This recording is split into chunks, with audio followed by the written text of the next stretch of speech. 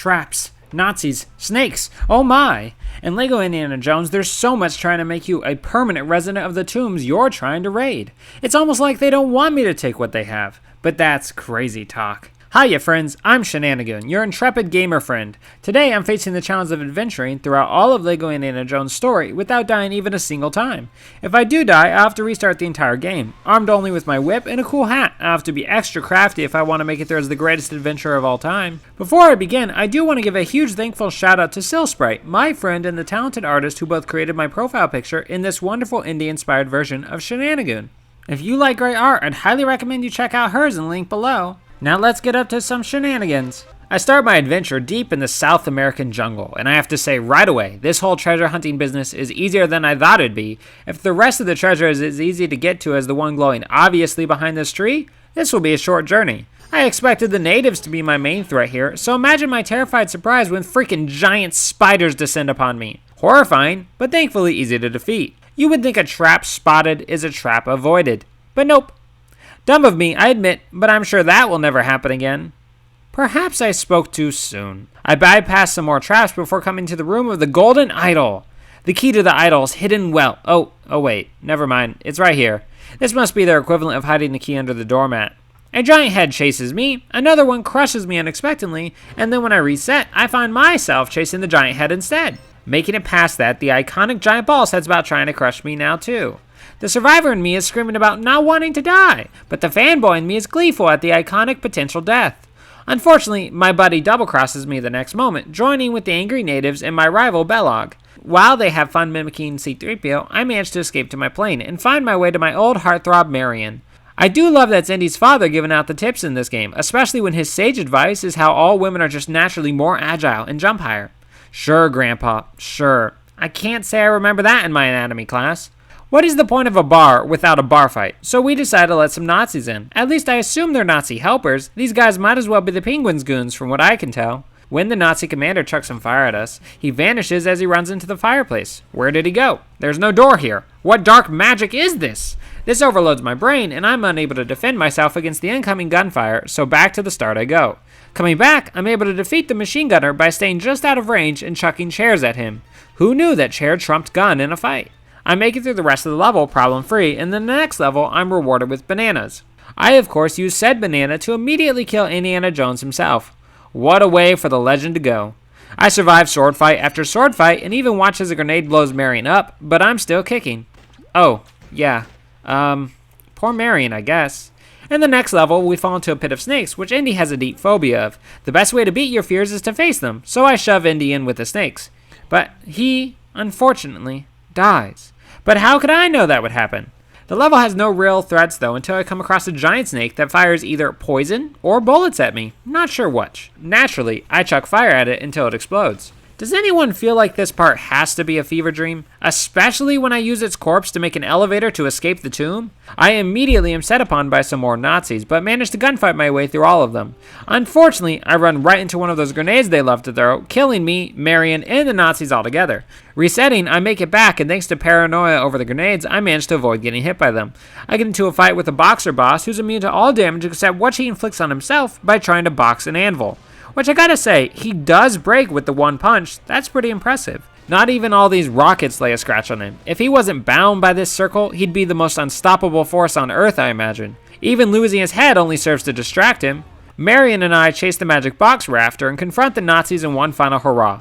Thankfully, boss battle guards have managed to forget their guns, making this fight quite straightforward. But just in case, I sneak past the enemies using a clever disguise. With Belloq down, we're immediately captured, making me wonder why we even had a boss fight. But I get a front row show as they too explode. On to the Temple of Doom movie, where I recruit Short Round, a small orphan child, to come join me on extremely dangerous missions, as any responsible adult would do. It does worry me, when on my bike, how very closely Indy hovers behind me in his car, always hitting the accelerator a bit too fast as I bike. When I'm attacked by gangsters with machine guns, I barely survive, but survive I do. It's only too bad in the next level, after avoiding a crocodile-infested river and a plethora of snakes, I die in some mud, trying to grab a banana. Andy sure does love to die because of bananas.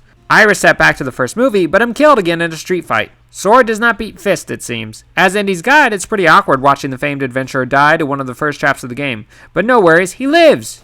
No wait, he's dead again. Oh, he's back! What an emotional whirlwind. I make it all the way through the first movie again, but am killed in that gunfight with the gangsters this time, knocking me all the way back. Can someone please tell them to stop shooting me? Pretty please. I don't like it. Fighting my way back to the end of the first movie, this time the boss fight was much more dangerous as I kept getting hit, leaving me at low health and desperate for hearts nearly the whole fight. While more exciting, I feel injecting adrenaline directly into my veins would do less damage to my heart than having to fight that way. I make it past the gangsters much easier this time using my car as a shield and then grabbing a machine gun of my own to even the odds. Things go better in the jungle because as it turns out, it's actually quite easy to not throw myself into some death mud. Crazy, I know. At short round, I unleash terror on the guards of this palace, striking them down with my sword. I may be small, but my rage is big. In a secret cave, I use a torch to keep the spiders away so my friends may pass through, but I can't help but ditch them and they spontaneously combust. If asked in court, I would argue no spider made a move for them. They're just dramatic. When Willie's captured, Short Round and I fight to free her. If Short Round was dangerous with the sword, look out, because now I have a crossbow. Someone should probably stop letting the 12-year-old have all the weapons. The boss goes down easy when he kindly stands on the lava spewing spots, and then explodes, which seems to be the fate of all bosses in this game. Having freed Willie, Short Round then is captured right away. I guess the baddies finally realized who the real threat to them was. Give me back my small orphan. I free a bunch of slave children so they may get me through the level. And, of course, from the goodness of my heart as well. Yeah. I get into yet another boss fight, and thankfully, this guy is ultra slow. Sure, he's practically invincible, but still, super slow. Using some dynamite, I free Short Round both from his mortal coil and his cell. But thankfully, we happen to be Legos and no lasting damage.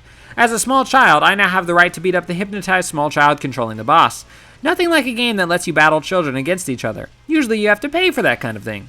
I chuck dynamite at the boss till he dead, then on to my favorite level of the game. Escape the Mines is by far the easiest level as it mainly consists of being in a minecart and hitting things with a shovel with zero threat to myself and lots of studs to grab. The final boss fight on the bridge is pretty straightforward, but when I have to cut the ropes with my sword, I prove I'm an awful throw. Missing once was bad enough, but twice in a row.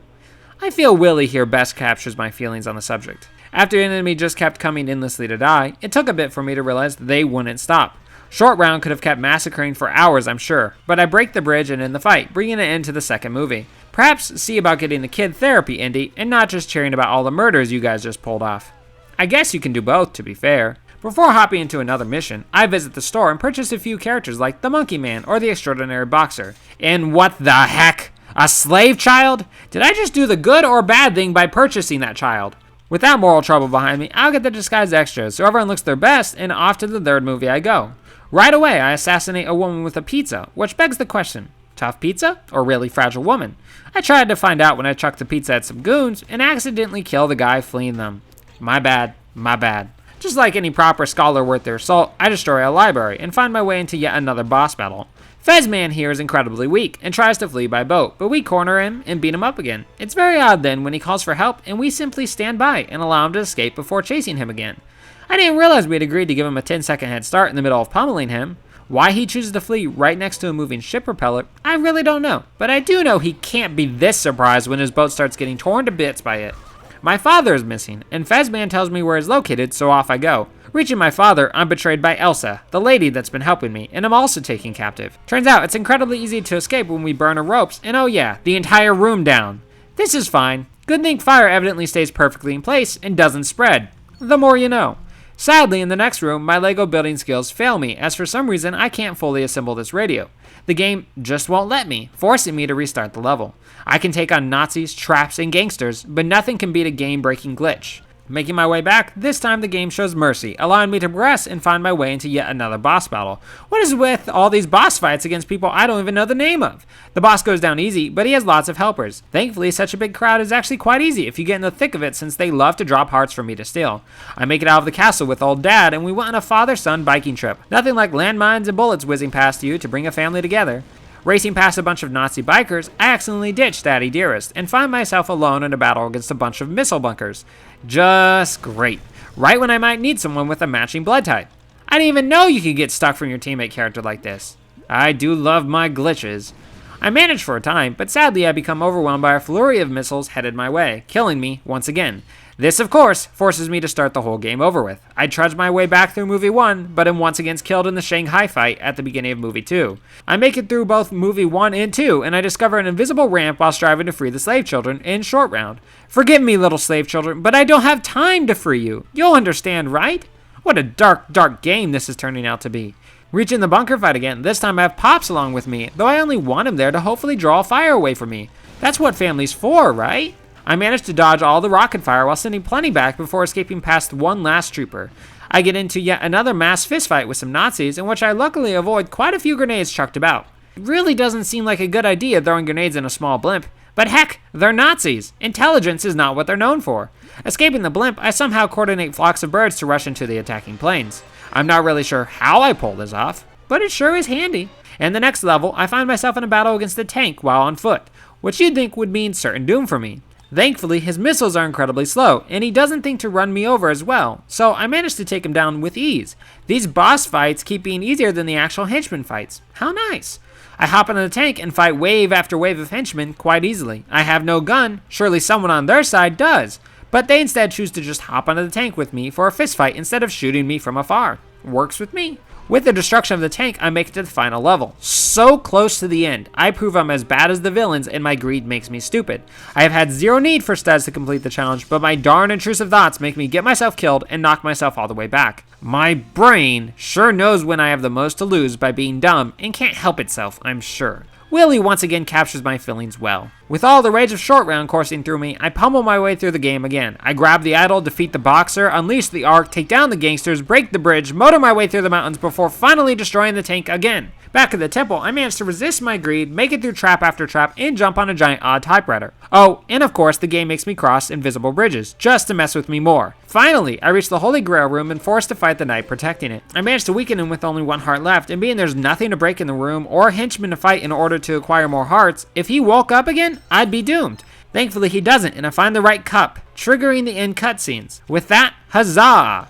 LEGO Indiana Jones has been completed without dying a single time during the whole story. I certainly cut it close quite a few times, including there at the end, but I made it. LEGO Indiana Jones proved to be one of the hardest LEGO challenges I've ever faced. The most difficult aspect of the challenge was being forced to constantly go hand to hand with many enemies wielding guns that had very little dodge windows, and often in hordes of them. Total resets for this game ended at 24, with my final run taking 3 hours and 15 minutes to succeed. Reward for hardest section of the game would undoubtedly go to the Shanghai Showdown in the Temple of Doom movie when fighting multiple machine gun wielding gangsters. Reward for the easiest section, of course, goes to escape the mines, as I was never in real danger and just got to enjoy the ride. And the final reward from my favorite part of the game would be Short Round himself. Few things more delightful than a spunky 12-year-old giving everyone a well-deserved butt kicking. Thank you all for watching, and I truly hope you enjoyed. I thoroughly enjoyed playing. Feel free to leave a like if you did, like it, and subscribe if you want to watch more gaming challenges and shenanigans from yours truly. Whatever you do though, I encourage you to never leave your adventuring hat at home. Have an amazing adventurous day, friends!